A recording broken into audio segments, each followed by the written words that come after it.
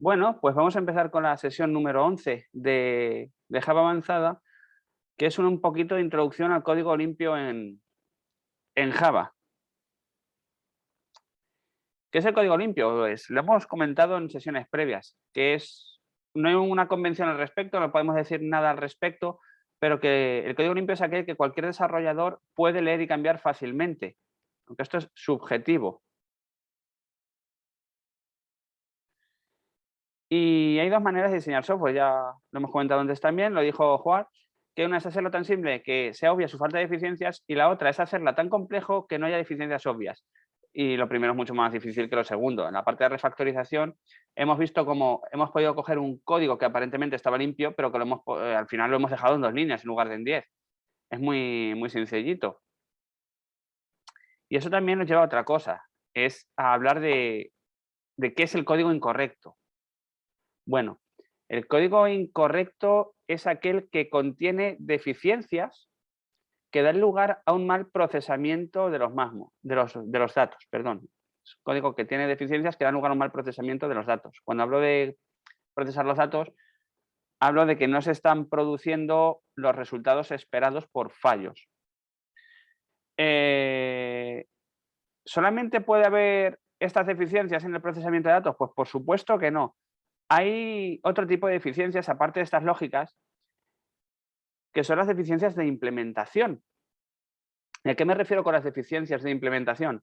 Bueno, pues por ejemplo, software que consuma mucha CPU, consuma mucha memoria, consuma muchos accesos a disco, y lo podemos ejemplificar de forma muy fácilmente, muy sencilla. Cuando hablamos de que consume mucha memoria y creamos un vector, voy a irme aquí al main para crear un vector. ¿Hasta qué punto es necesario que yo me cree un vector de un tamaño inmenso, no?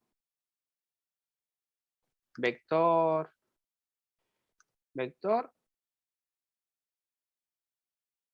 Yo me puedo crear un vector de tipo integer, por ejemplo.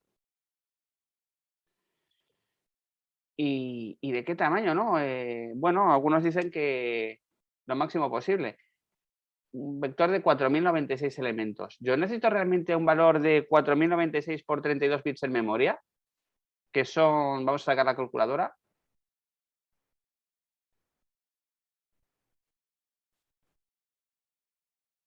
Cal 4096 por 32 bits son 131.072 bytes. ¿Yo no necesito realmente eso? Puede que no. Eso también es una deficiencia. ¿Y por qué es una deficiencia? Porque estoy consumiendo más de lo que realmente necesito. Pero igual que podemos aplicar un ejemplo tan absurdo como puede ser un vector, lo podemos aplicar a bucles que no tengan sentido, ¿no? Vamos a iterar 10.000 veces sobre algo, pues porque sí. ¿Realmente necesitamos iterar 10.000 veces? ¿Necesitamos saturar la CPU con 10.000 veces? Pues posiblemente no. Y también lo podemos aplicar a entrada y salida de disco. Los discos duros, por ejemplo, los discos duros serie lata no de estado sólido, los que llamamos rotativos, ¿no? Los mecánicos, suelen tener como máximo una capacidad de 150 IOPS. Eso quiere decir que pueden hacer 150 operaciones de lectura y escritura por segundo, la suma de ambas, ¿vale? No pueden leer y escribir más de 150 veces por segundo. Si yo tengo un bucle for que hace 20.000 lecturas de disco, para leer byte a byte, pues posiblemente esté saturando ese disco y eso es un mal software también. Porque yo podría haber hecho una lectura con una única operación de lectura, podría haber cogido 4.000 bytes, por ejemplo, y no haber leído byte a byte. Porque con una lectura, si cojo 4.096 bytes, necesitaría 4.096 lecturas para tener lo mismo yendo uno a uno, en lugar de tenerlo de golpe. Eso también es mal software. Tenemos que optimizar un poquito los recursos. El mal software, además, tiene implícitos una serie de costes. Y estos datos no son míos, son del Departamento de Comercio de Estados Unidos. Esta gente ha hecho un estudio y ha determinado que un fallo en fase de diseño cuesta $100. En fase de testing, en fase de QA, de Quality Assurance, cuesta $1.500. Pero que en fase de producción, es decir, un fallo ya entregado, cuesta $10.000 por fallo. Es una burrada. Y ya no solamente son los costes económicos, sino el impacto que pueden llegar a tener. Vamos a citar dos ejemplos bastante famosos. El primer fallo gordo de software que se puede mencionar aquí es el que hubo en el, creo que era el cohete, no estoy seguro si era un cohete o una nave, se llamaba la Mariner 1 de la NASA. Bueno, pues por un error de programación, por un bug, un operador mandó un comando. El Mariner 1 interpretó mal ese comando. Oficialmente es que no interpretó bien el guión que había. Pero bueno, pues al interpretar mal ese comando, la Mariner 1 entró en proceso de autodestrucción. Creo que fueron 17 millones de dólares en 1962. No sé cuánto será el cambio, pero es una burrada. Pero no hay que irse tan lejos, ¿eh? En 2009, creo que fue, Toyota, la marca de coches, tuvo que llamar a más de 9 millones de coches a concesionario, a talleres, porque un fallo en el software de la centralita provocaba un retardo en el sistema de antibloqueo del freno. Básicamente el freno se podía quedar bloqueado y os quedabais sin frenos. Murió gente, ¿eh?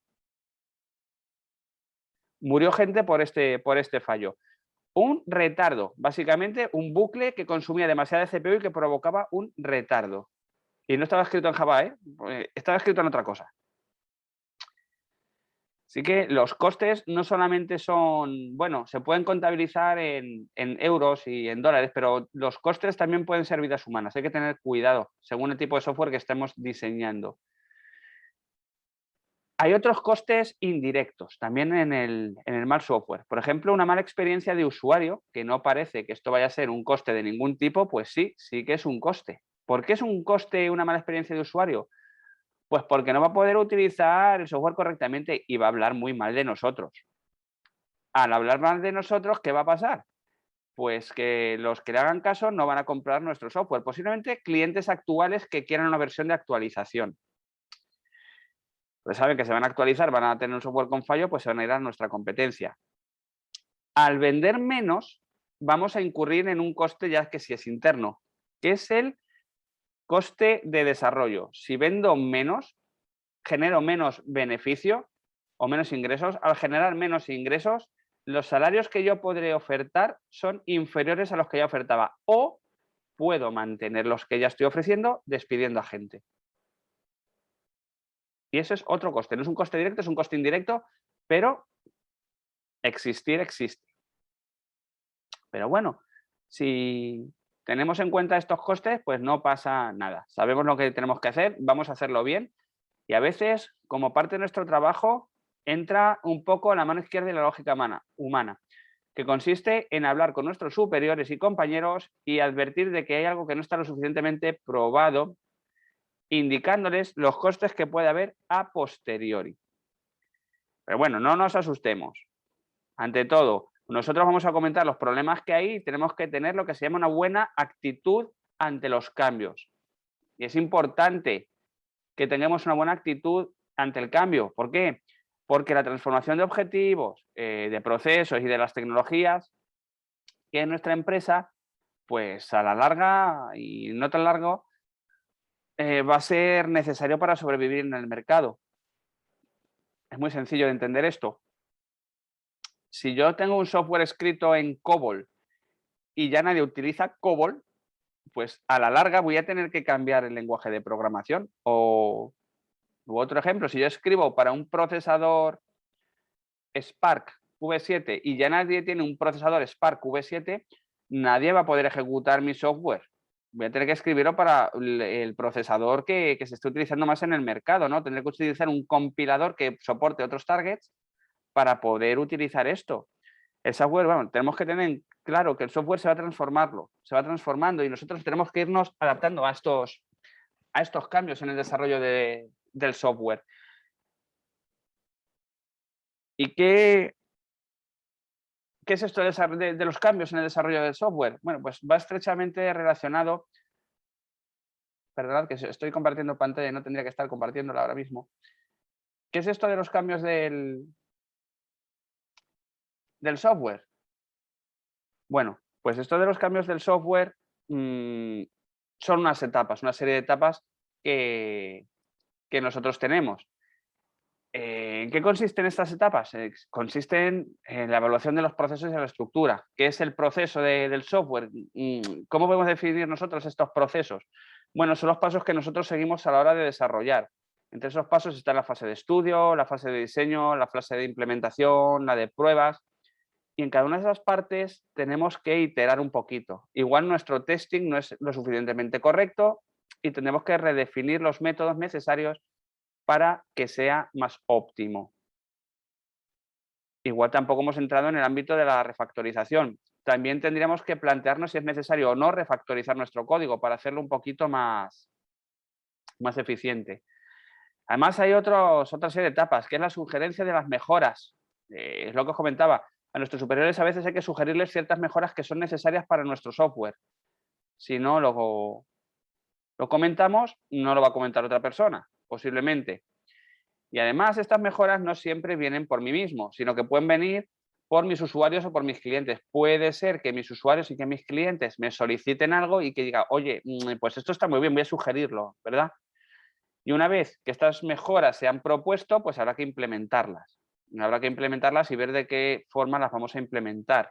Y habría una última etapa en todo esto, que es evaluar lo que yo he añadido. Si esos cambios de procesos, esas mejoras, ese nuevo diseño en colaboración con mis clientes, esa implementación que yo he hecho, merecen la pena o no, si es óptima, si está bien hecha, si va a alguna parte o si hay que descartarla. Y una vez que hemos acabado, volvemos al principio y empezamos a evaluar otra vez nuestros procesos, la estructura de nuestro código, refactorizamos, no refactorizamos, etc.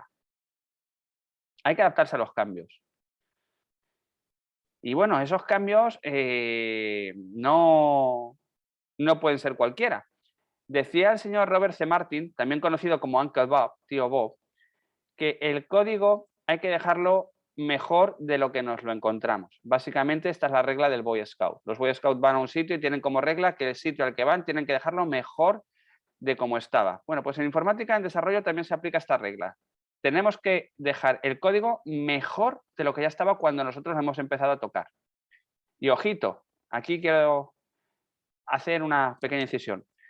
Antes de dejar el código de los demás mejor de como estaba, vamos a intentar que el nuestro no se pueda mejorar. A ver si vamos a mejorar el de los demás pudiendo mejorar el nuestro y la vamos a liar.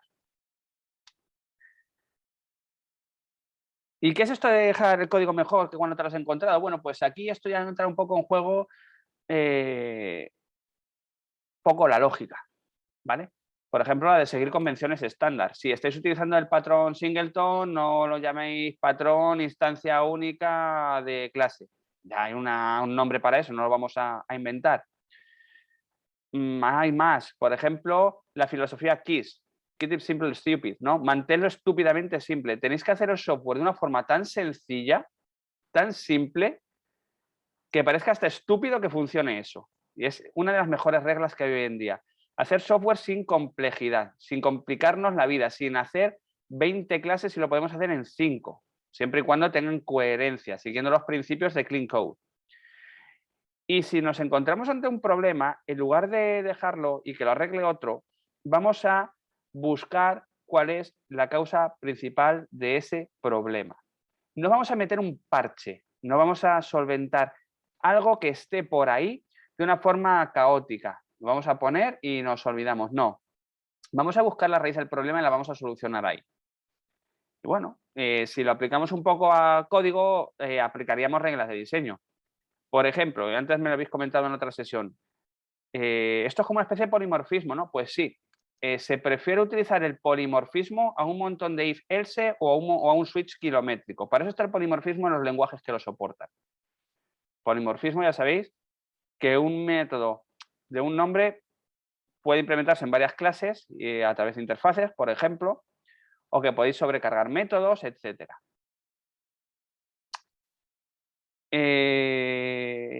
Tenéis que intentar también prevenir la sobreconfiguración, que quiere decir que no hagáis un software tan excesivamente configurable que configurarlo, sea un horror. Yo he visto muchos software que es tan parametrizable, tan estupendo, tan flexible, que llegar a sacar una buena configuración puede costar semanas. Vamos a dejar que nuestros usuarios configuren lo que realmente deban configurar, no que configuren el 100%. Muchas configuraciones las podemos meter en el código porque sabemos que eso es lo correcto. No tenemos que dejarle esos tunables, esas parametrizaciones tan a la ligera, pero sí que cambien lo necesario. Por ejemplo, el número de hilos de ejecución, si hiciera falta.